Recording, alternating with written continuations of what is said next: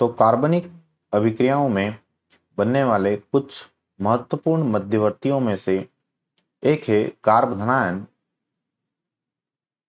कार्बधनायन में कार्बन के ऊपर धनावेश उपस्थित होता है। तो यहाँ अगर हम इस कार्बन के पास कुल इलेक्ट्रॉनों की संख्या निकालें तो 2 इलेक्ट्रॉन इस बंध में, 2 इलेक्ट्रॉन इस बंध में और 2 इलेक्ट्रॉन इस बंध में। कहने का मतलब है कुल मिलाकर के यहाँ पर 6 इलेक्ट्रॉन इस कार्बन के पास उपस्थित है। दूसरा जो मध्यवर्ती है वो आपके पास में कार्बऋणायन। यहाँ अगर इलेक्ट्रॉनों की बात करें तो 2, 4, 6 और इस ऋणावेश में 2 इलेक्ट्रॉन, मतलब इसके पास 8 इलेक्ट्रॉन हैं। और कार्बन मुक्त मूलक यहाँ 2, 4, 6 और 1 ये विषम इलेक्ट्रॉन, तो यहाँ पर 7 इलेक्ट्रॉन हैं। क्योंकि कार्बधनायन और कार्बन मुक्त मूलक का अष्टक पूरा नहीं है, इसलिए हम इन्हें इलेक्ट्रॉन न्यून बोलेंगे। और यहाँ पर कार्बनायन में इसके पास ऋणावेश है, इसलिए इसे हम इलेक्ट्रॉन समृद्ध या इलेक्ट्रॉन धनी बोलेंगे। तो अगर हमें किसी भी मध्यवर्ती को स्थायी बनाना है तो हमें उसके ऊपर के आवेश को कम करना होगा या खत्म करना होगा।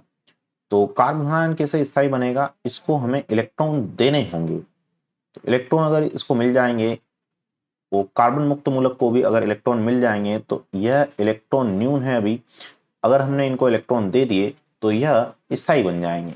और कार्बन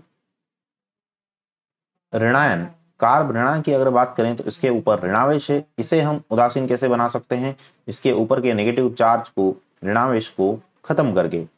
तो हमें इस कार्बन से या इस कार्ब ऋणायन से इलेक्ट्रॉन खींचने वाले समूह को जोड़ना होगा।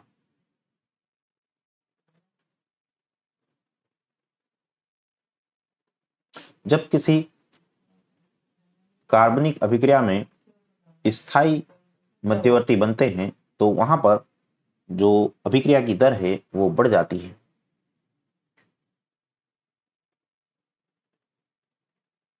और अभी हमने समझा कि इन मध्यवर्तियों की जो स्टेबिलिटी है, स्थायित्व है, वो कैसे बढ़ाया जा सकता है। तो चलिए उदाहरण से हम इसे समझते हैं।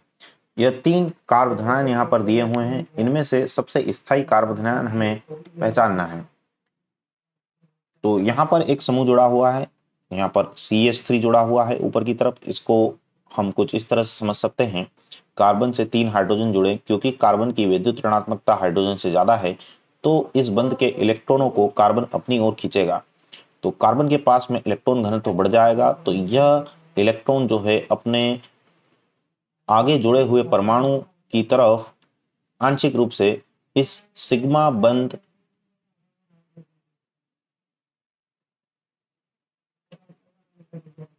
में विस्थापित करेगा। इस इलेक्ट्रॉन के, सिग्मा इलेक्ट्रॉनों के आंशिक विस्थापन को ही हम प्रेरणिक प्रभाव कहा करते हैं। तो जैसा कि यहाँ पर CH3 लगा हुआ है, CH3 ये सिग्मा इलेक्ट्रॉनों का आंशिक विस्थापन हमने यहाँ पर प्रदर्शित किया। फिर ये आगे वाला जो कार्बन है ये अपने से आगे वाले इलेक्ट्रॉन पर इन इलेक्ट्रॉनों को विस्थापित करेगा। तो यह आंशिक विस्थापन हम कुछ इस तरह से प्रदर्शित कर सकते हैं। तो इस धनावेशित कार्बन के पास में सिग्मा इलेक्ट्रॉनों का कुछ इस तरह से आंशिक संचलन हो रहा है।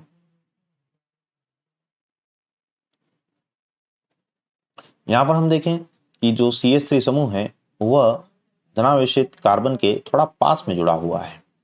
यह जो प्रेरणिक प्रभाव है यह दूरी पर निर्भर करता है, इसलिए यहां पर जो CH3 का प्लस आई प्रभाव है वह ज्यादा काम करेगा। कहने का अर्थ है कि अगर दूरी कम है, समूह के बीच की दूरी कम है, यहाँ पर ये CH3 समूह इस धनावेशित कार्बन के ज्यादा पास में जुड़ा हुआ है, इसलिए यहाँ पर प्रेरणिक प्रभाव ज्यादा देखने को मिलेगा। और तीसरे वाले उदाहरण में अगर बात करें तो यहाँ पर प्रेरणिक प्रभाव और ज्यादा होगा। कहने का अर्थ है यह कार्बधनायन यहाँ पर सबसे ज्यादा स्थायित्व पाएगा। तो तीसरा जो कार्बधनायन यहाँ पर दिया हुआ था, क्योंकि CH3 इसके सबसे नजदीक जुड़ा हुआ है, इसलिए इसको आसानी से इलेक्ट्रॉन मिलेंगे और इलेक्ट्रॉन मिलने से यह कार्बधनायन स्थायी बन जाएगा। तो सबसे ज्यादा जो स्थायी कार्बोधनायन है वह ये तीसरा कार्बोधनायन है। अब हम यहाँ पर सबसे अधिक स्थायी मुक्त मूलक को पहचानेंगे। तो आप देख सकते हैं इन तीनों मुक्त मूलक में क्या समानता है। इस तरफ इस कार्बन मुक्त मूलक से CH3 जुड़ा हुआ है, यह तीनों में समान है। इस तरफ जो समूह जुड़ा हुआ है वह तीनों में अलग अलग है। तो यहाँ पर इस कार्बन से 3 CH3 जुड़े हैं, इस कार्बन से 2 मिथाइल समूह जुड़े हैं और इस कार्बन से एक ही मिथाइल समूह जुड़ा है। हम कुछ इस तरह से इसे समझ सकते हैं।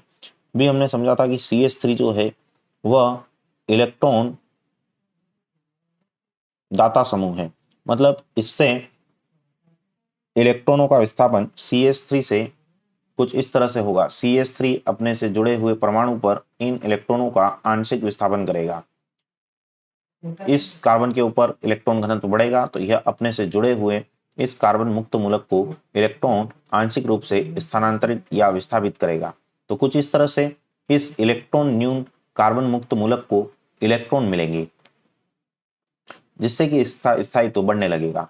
यहाँ अगर देखेंगे तो सिर्फ 2 CH3 का प्लस आई प्रभाव काम कर रहा है और यहाँ पर एक ही CH3 का प्लस आई प्रभाव काम कर रहा है।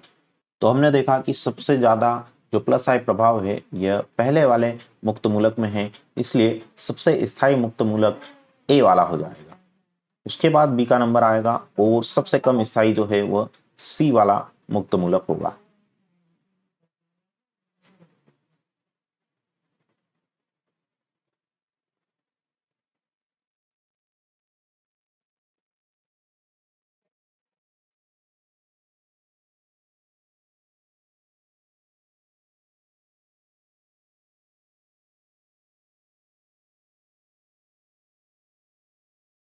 तो हमने यह जो स्थायित्व का क्रम है यह प्रेरणिक प्रभाव की सहायता से देखा है। तो अगर हम सिर्फ प्रेरणिक प्रभाव की बात करें तो इन तीनों मुक्त मूलकों में से सबसे ज्यादा जो स्थायी मुक्त मूलक है वह ए वाला रहेगा। एक और उदाहरण की बात करते हैं। इसमें हमें कार्बनियन दिए हैं और इनका हमें स्थायित्व पता करना है कि इनमें से सबसे ज्यादा स्थायी कार्बनियन कौन सा है। तो इन तीनों कार्बनियन में हमें एक अंतर देखने को मिल रहा है। यहाँ पर NH2 समूह जुड़ा हुआ है, यहाँ पर NO2 है और यहाँ पर NH3 पॉजिटिव।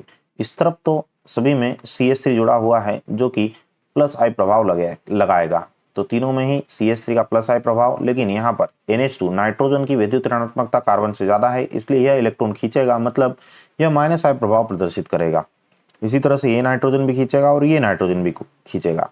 हम अगर इन तीनों समूह की बात करें तो NH2 समूह कुछ इस तरह से है, NO2 ऐसा, और यहाँ पर नाइट्रोजन के ऊपर धनावेश है। तो नाइट्रोजन के ऊपर धनावेश होने के कारण इसकी विद्युत ऋणात्मकता और अधिक हो जाएगी और विद्युत ऋणात्मकता बढ़ने के कारण यह इन दोनों नाइट्रोजन की अपेक्षा और अधिक इलेक्ट्रॉन अपनी ओर खींचेगा।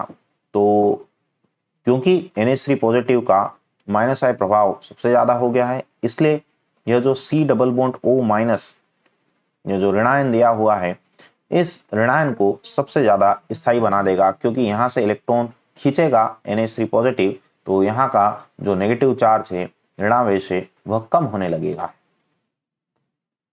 तो हमारा जो सही उत्तर आएगा वह है ऑप्शन सी वाला कार्बनियन।